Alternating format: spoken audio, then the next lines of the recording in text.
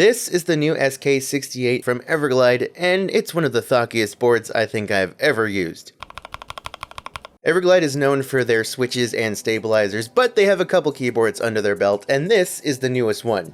There's the aluminum version, which they're mainly pushing for around $220, and we have the ABS plastic version I have here for $139. I chose this one because, I mean, that looks pretty nice. But how is it overall? Well, there's a lot to unpack here, so let's go ahead and get started with the intro so we can talk about the keyboard. That's what's coming up next. Stick around. It's two more seconds. Not literally 2 seconds. The intro's like, I think 6 seconds long. Then we start. Okay, go.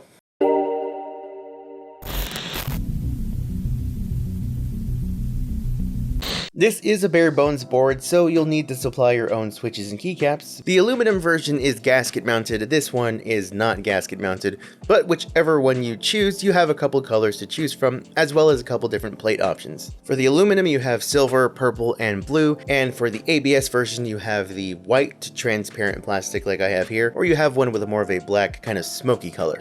It's got KL hotswap switches compatible with 3 and 5 pin switches, of course. The LEDs are north facing, which can be a deal breaker for some, but it's not actually so bad. I actually am using cherry profile keycaps on the board right now, which I'll get to in a second, and I haven't really noticed any problems with interference or sound, but that could also be because of the switches. It's got a center USB-C port on the back, 4 rubber feet on the bottom, and the etched Everglide logo. The case kind of has a weird kind of carved out gem shape, kind of geometric, not my usual cup of tea, but for this case, it works, it's fitting. Mine came with a USB-C cable, some extra switches, which I don't think you'll get if you order it, I'm not sure, and this shiny gold Everglide logo sticker, which is actually supposed to go into the etched logo on the bottom. Everglide was kind enough to supply me with their popular Aqua King switches already installed on the board when I brought it out of the box. I feel like these switches were very highly praised when they launched, but have since kind of been considered mid-tier by many, if not worse. I've heard this is due to some quality control issues, but my experience with them has been positive so far,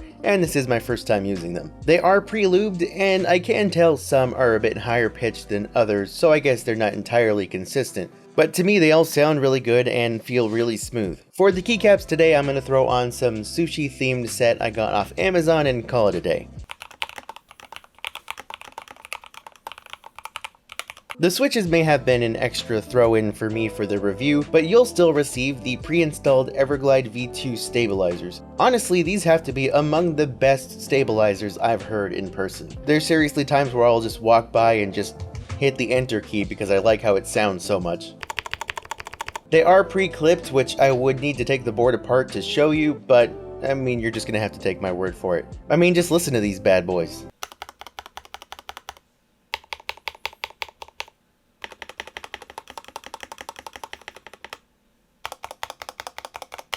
You do have the option of a polycarbonate or carbon fiber plate for the same price. I chose carbon fiber because I've never tried it, and I'm honestly super glad I did. It helps the board sound super thocky, and I just love how deep it sounds. I've become more of a clacky guy recently, but you gotta appreciate some good thock, and there is some good thock to have here. Just for funsies, I'm gonna swap out a couple keycaps for some higher profile ones that tend to have a deeper sound, like these MT3 profile keycaps from Drop, and these squishy silicone keycaps that I got a while back from EpoMaker.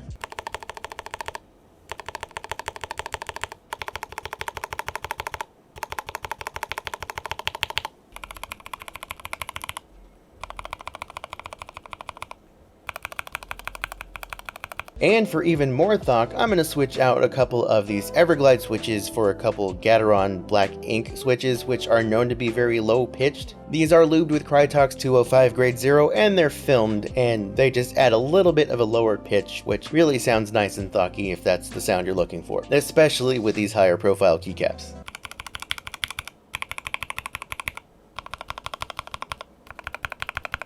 Since Everglide so graciously pre-installed the switches, I'm not going to take them all out to take the board completely apart, but I did remove the screws to get underneath the PCB. There is a layer of poron between the plate and PCB, but nothing inside the case other than the hefty 6000 mAh battery. This is fine for this board because the thick, dense plastic case actually seems to do quite a bit for sound dampening on its own, and the board sounds fine to my ears. Now, as for installing the logo sticker on the bottom of the board, you just have to peel off the back of the sticker, line it up with the etching, and rub vigorously to make it stick.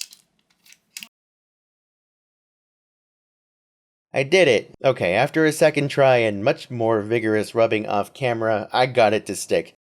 Ignore that piece misbehaved. I think it looks pretty nice, but I expect this to come off within a week or two. Anyway, the board has some nice bright RGB, as you can see here, and I really love how it looks. Unfortunately, at the time of recording, the only instruction manual I have looks like this, which I cannot read, so I've had to wing it as best I can. Luckily, there is software which I was able to install, and despite the name of the software being not in English, the software itself is, and gives a bit more of an explanation as to what the keys do. You can customize the lighting per row or per key, but you can't really select a group of specific keys to change all at once, as far as I could find, and instead have to change them one at a time. So if you plan to customize the per key lighting on a bunch of keys, expect for it to take a few minutes. Personally, I prefer the lighting out of the box. I think the RGB rainbow effect looks really good on this board, and I'm perfectly happy with it. And I can also use the function key and a couple of the shortcuts on the board to change the lighting of at least the case itself. One thing I think is really cool is that holding the function key actually lights up all of the keys that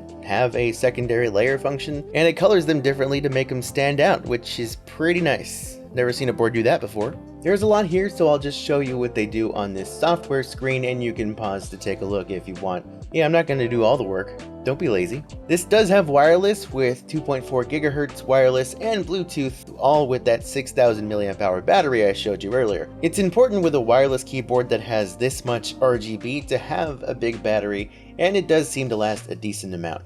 I filmed a lot of B-roll with the RGB without even plugging this thing in after I had received it, and it only finally died after about a week or so. Everglide says it offers several weeks of use, but it does not seem to specify how many hours and whether or not that's with or without the lighting on. Now, the software and instructions both mention 2.4 gigahertz wireless, but I do not see that I received an adapter, which I will need to use that function, but that's totally fine with me because I prefer to just plug all my boards in. By the way, I did have to kind of reset the board when I first plugged it into my computer by holding function and O for a few seconds. If you plug yours in and nothing happens, give that a try. Or just hit the space bar, that seems to work most of the time too. In fact, every time I turn the computer on with this keyboard plugged in, I do have to wake it by pressing the space bar. A little bit different from my usual keyboard experience, maybe annoying for some, but I don't see it being a big deal.